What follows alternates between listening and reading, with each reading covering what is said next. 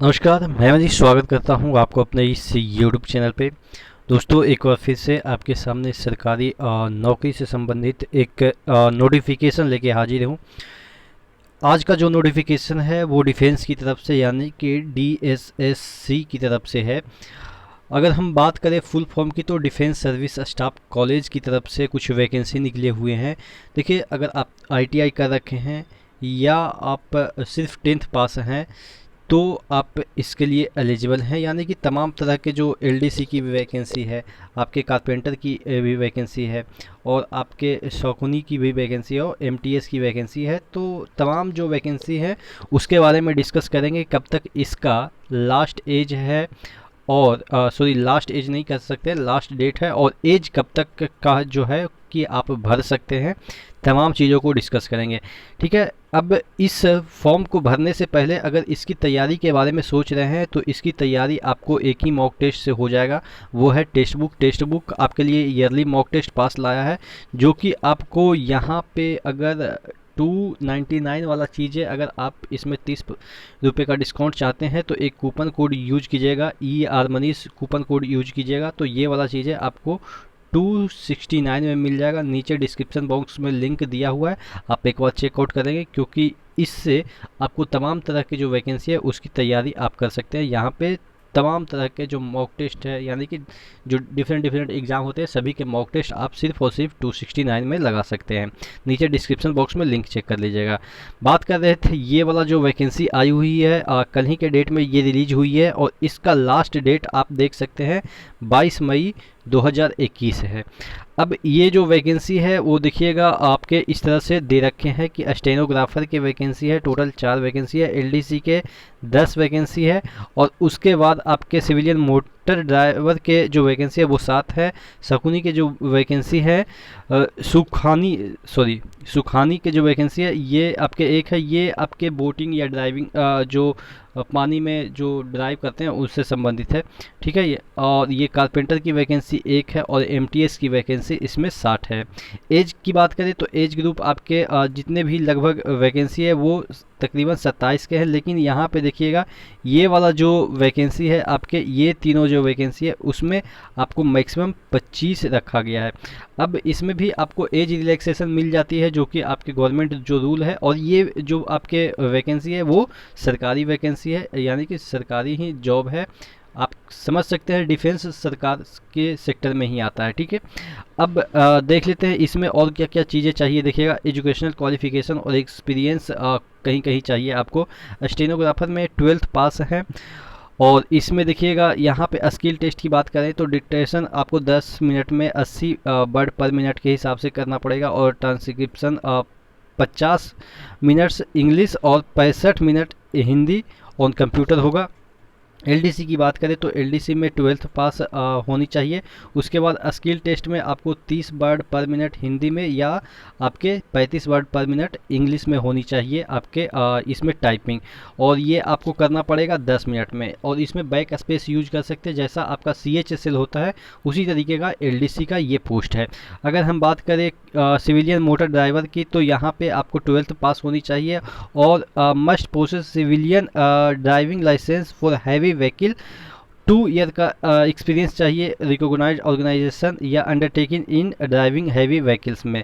अगर सुखानी की बात करें तो यहाँ पे 12th पास होनी चाहिए और certificate in swimming from recognised organisation और undertaking good sailing knowledge and 2 year experience in of small boats, proficient in handling out boat motors, या आपके पास होना चाहिए ex sailor of rank of leading seaman and above Indian navy.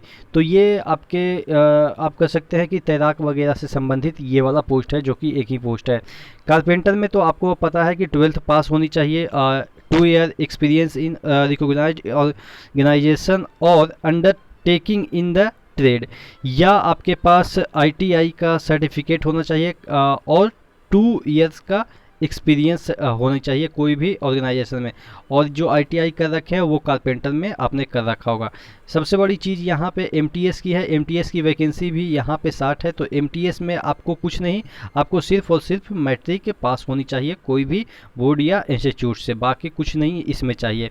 Age limit मैंने शुरू में ही बता दिया कि ये होगा, और आपका एज रिलैक्सेशन जैसा कि आपके जो गवर्नमेंट जॉब में मिलती है वही सब चीज़ें होगी। डिपार्टमेंटल एम्प्लॉई अगर आप इस डिपार्टमेंट के हैं तो उनको 40 वर्ष तक मतलब कि यूआर में, और 43 ओबीसी वाले अप्लाई कर सकते हैं। ठीक है, लास्ट डेट 22 मई 2021 को रखा गया। कैसे अप्लाई करना है, ये आपके ऑफलाइन वैकेंसी है, यानी कि ऑफलाइन इसमें आपको अप्लाई करना है। ऑफलाइन के लिए जो वैकेंसी जो है, ये वाला जो आपका नोटिफिकेशन है उसको मैं आपको सेंड कर दूंगा अपने जो फेसबुक के पेज है वहाँ से डाउनलोड करके आप इसको अपने हाथ से भी भर के या आप कंप्यूटर पे भी भर के इसको अप्लाई कर सकते हैं। निकाल के प्रिंट आउट निकाल के इसको आप एक पोस्ट के जरिए सेंड कर सकते हैं। डिटेल में हम चर्चा कर ही रहे हैं। Eligible candidate can apply any of ever post, any of ever post subject vacancy and qualification. देखिएगा डॉक्यूमेंट्स वगैरह आपको क्या क्या चाहिए जो आप भेज सकते हैं। अगर ओबीसी एससी एसटी है तो वो वाला जो सर्टिफिकेट आपको सेंट्रलाइज फॉर्मेट में, ऐसा नहीं है कि जो ओबीसी वाला जो फॉर्मेट है आपके स्टेट का वो नहीं, आपके सेंट्रल की वैकेंसी है तो सेंट्रल के जो फॉर्मेट होते हैं उसमें आप भेज सकते हैं। क्या क्या लगाना है देखिएगा यहाँ पे, in case of appointment OBC candidate against reserve quota their caste should be listed under central list of OBC. ठीक है, सेंट्रल लिस्ट ऑफ ओबीसी में होनी चाहिए। उसके बाद यहाँ पे देखिएगा ये है नो ऑब्जेक्शन सर्टिफिकेट वगैरह जो चाहिए, आपके गवर्नमेंट एम्प्लॉई है या कोई पीएसयू वगैरह में काम कर रहे हैं तो आपको एनओसी वगैरह भी आपको सेंड करनी है। उसके बाद the following document should be attached with application form and should be arrange in following order. देखिएगा किस तरीके से आपको अरेंज करना है। पहले एप्लीकेशन फॉर्म को फिल करना है, इंग्लिश में ही करना है, ड्यूली साइन, और सभी जगह जितना जहाँ भी खोजेगा वहाँ पे साइन करना है। उसके बाद फोटोग्राफ इस पर फिक्स करना है और सेल्फ अटेस्ट करना है, यानी कि खुद का सिग्नेचर करना है।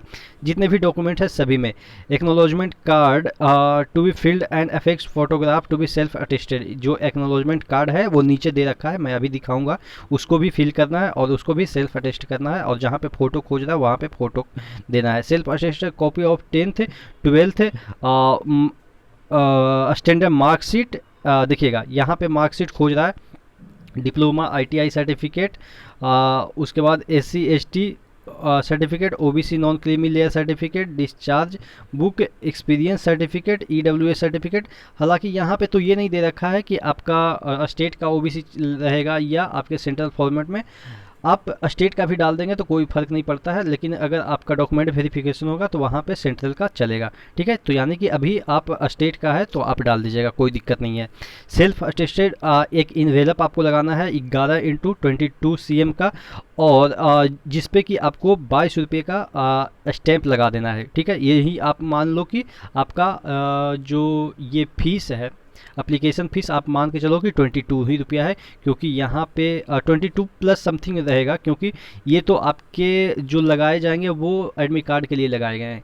ठीक है, 22 रुपये का जो स्टैंप लगाएंगे, एक सेल्फ अटेस्टेड इन्वेलप अंदर डाल दीजिएगा, इन्वेलप के अंदर। ठीक है, और इन्वेलप पे जब ये कहाँ पे भेजना ये देखिएगा, यहाँ पे देखिएगा ये वाला जो एड्रेस है यहाँ पे आपको भेजना है। ठीक है, और कौन से पोस्ट के लिए अप्लाई कर रहे हैं वो लिख देना है, और उसके बाद यहाँ पे application for the post of फलाना एंड फलाना, उसके बाद इस जो पोस्ट यहाँ पे जो एड्रेस है इस पे भेज देना है।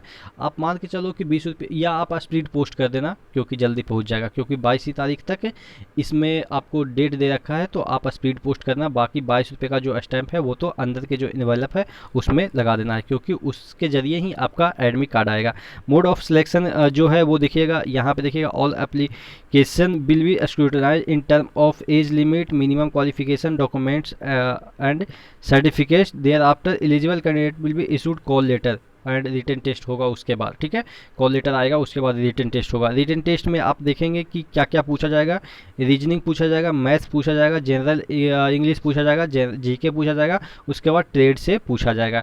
लेकिन आप कहेंगे कि एमटीएस में तो कोई ट्रेड ही नहीं है, तो उसमें कोई ट्रेड नहीं है, तो कोई ट्रेड से आपके क्वेश्चन नहीं आएंगे, ठीक है। जैसे आपके एलडीसी में भी कोई ट्रेड नहीं है, तो उसमें भी ट्रेड से कोई क्वेश्चन नहीं आएंगे। और जो आपके क्वेश्चन होंगे वो हिंदी और इंग्लिश में ही होंगे। अच्छा, जो आप यहाँ पे देखेंगे short listed candidate are to bring original certificate copy of annexure attached with application. जो आप अटैच किए हैं एप्लीकेशन के साथ, उसका ओरिजिनल कॉपी लाना है, और जो भेजेंगे वो डुप्लीकेट भेजना है आपको, ठीक है। उसके बाद यहाँ पे अदर वगैरह इंस्ट्रक्शन वगैरह है, टीए डीए अभी आपको नहीं मिलेगा, जैसे कि आप एग्ज़ाम देने जाएंगे तो ये सब चीज़ें नहीं मिलेगी, ठीक है। तो यहाँ पे देखिएगा ये चीज़ें है कि आपको ये वाला जो फॉर्म है यहीं पे आपको ये वाला चीज़ें आपको भेजना है, ठीक है। ठीक है, ये ऑफिस यूज के लिए है, ये वाला चीज़ें आपके ऑफिस यूज के लिए है। उसके बाद नीचे आपको यहाँ पे पोस्ट का नाम लिखना है कि कौन से पोस्ट के लिए अप्लाई कर रहे हैं। उसके बाद ये जहाँ जहाँ भी जो चीज़ें हैं वो आप टिक कर देंगे और चीज़ें भर देंगे। यहाँ पे आपके जितने भी सर्टिफिकेट वगैरह है उसके परसेंटेज या मार्क्स वगैरह कब पास किए वो आपको डालना है। यहाँ पे ये इतना ये चीज़ें हैं जो कि आपको भेजना है, ठीक है। और एड्रेस भी मैंने बता ही दिया कि इस एड्रेस पे भेजना है। तो आशा करते हैं इस फॉर्म को आप भरेंगे, और जो एलडीसी का पोस्ट है या आप कारपेंटर के भी अगर आप आईटीआई के सर्टिफिकेट रखते हैं तो आप अप्लाई कर सकते हैं। तो आशा करते हैं आप इस फॉर्म को अप्लाई करेंगे। नेक्स्ट वीडियो मिलते हैं, तब तक के लिए धन्यवाद।